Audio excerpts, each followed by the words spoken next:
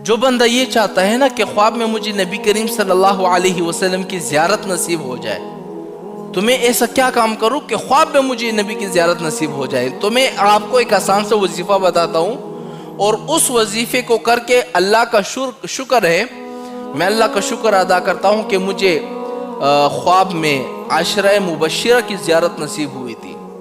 عشرہ مبشرہ، نبی کریم صلی اللہ علیہ وسلم کی زیارت تو نصیب نہیں ہوئی، لیکن اللہ تعالیٰ نے مجھے عشرہ مبشرہ کی زیارت نصیب کی۔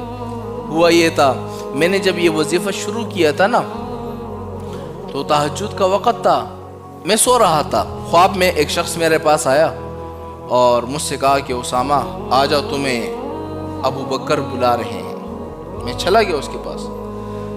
جب میں گیا، میں نے دیکھا حضرت ابو بکر، عثمان، علی، یعنی عشرہ مبشرہ شروع کے جتنے 10 صحابہ ہیں سارے بیٹھے ہوئے ہیں۔ تو حضرت ابو بکر نے مجھے کہا کہ اسامہ جا کر ان سب کو خوش کر دو، جا کر کیا کر دو؟ ان سب کو خوش کر دو۔ پھر ہوا یہ کہ ہمارے جماعت کے ساتھی تھے، انہوں نے ہمیں نیند سے بیدار کیا، پھر ہم اٹھ گئے۔ ہے آپ سوچ نہیں سکتے کہ زندگی میں اگر مجھے کبھی خوشی محسوس ہوئی ہوگی نا، تو وہ خوشی تھی کہ خواب میں اللہ تعالیٰ نے مجھے عشرہ مبشرہ کی زیارت نصیب کی۔ حضرت ابوبکر، عمر، عثمان، علی، جتنے بھی 10 صحابہ ہیں، ان سب کی زیارت مجھے نصیب ہوئی۔ وہ کیوں نصیب ہوئی؟ کیونکہ میں نے ایک وظیفہ شروع کیا تھا۔ اب وہ وظیفہ کیا ہے، میں آپ سب لوگوں کو بتانا چاہ رہا ہوں۔ جب آپ یہ وظیفہ شروع کر دو گے نا، تو انشاءاللہ 1 مہینے کے اندر آپ کو زیارت نصیب ہو جائے گی۔ اب وہ وظیفہ کون سا ہے؟ دیکھو آپ نے کرنا کیا ہے۔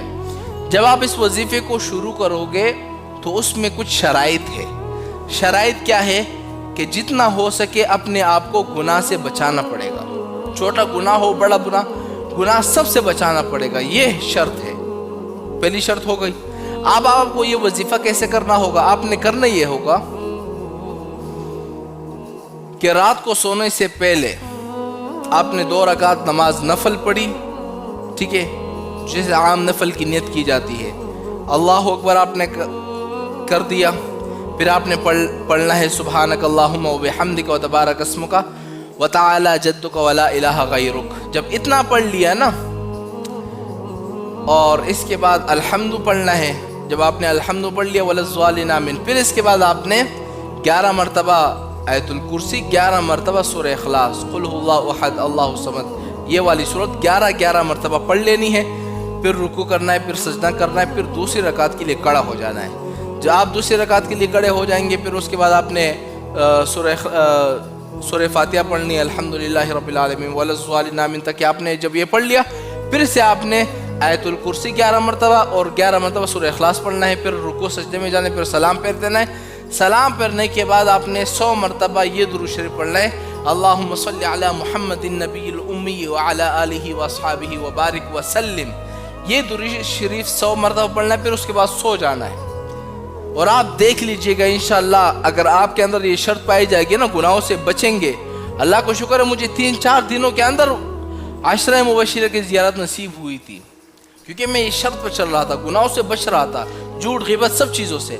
4 دنوں کے اندر مجھے عشرہ مبشرہ کی زیارت نصیب ہوئی۔ آپ اس وظیفے کو شروع کر دو نا، انشاءاللہ امید ہے، رب کی ذات سے امید ہے کہ آپ کو نبی کریم صلی اللہ علیہ وسلم کی زیارت نصیب ہو۔